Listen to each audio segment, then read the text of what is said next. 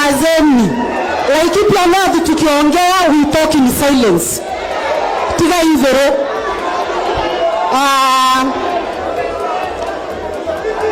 Baba Askofu, rafiki wetu Kenya, waombolezaji, tumsifu Yesu Kristo. Tumsifu Yesu Kristo.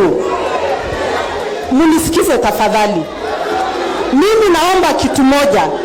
Mimi ni Mkatoliki na sitaki kuona madhabahu ya kanisa yangu ikitiwa aibu. Na nataka kusema hivi, mumeongea lugha ambayo mimi sifahamu mumesema nini na wala sitaki kujua.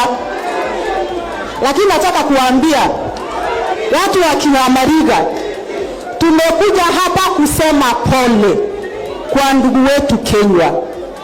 Na mimi naitwa Sara Paulata Lekorere aka Nyokavi Mokafi Todode Mokafi na dile Kewiola.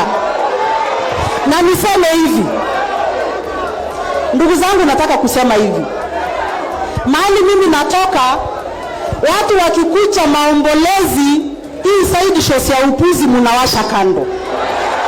And I want to tell you,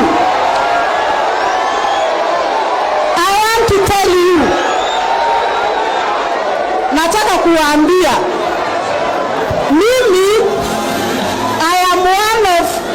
mimi ni Msamaria ndani ya Israeli. And I want to tell you this, mutarusha mikono mutamaliza. Mulitengeneza serikali ya Kenya Kwanza. Siku moja naibu wa rais, rafiki yangu akaniambia, Nyokavi wewe ni kishwa ngumu, nilikuambia wewe na uhuru yako na hiyo mjinga yako anaitwa Raila mutazamba.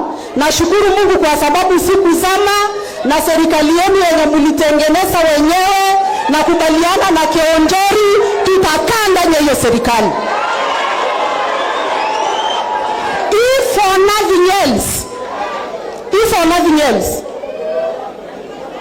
usalama Laikipia tumekuwa nayo.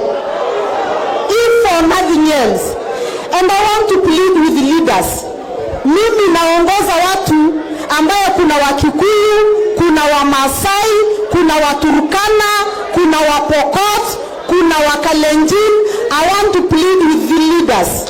Wakati tunakuja kwa mahali national podium kama hii, mahali kuna Wakenya wote, hapa ni Kiamariga, hapa ni Laikipia, hapa sio Nyeri. Sisi wote hatujui Kikuyu, pendeni huko. Aya, Laikipia oye! Laikipia oye! Laikipia oye! Yeto turavie wega.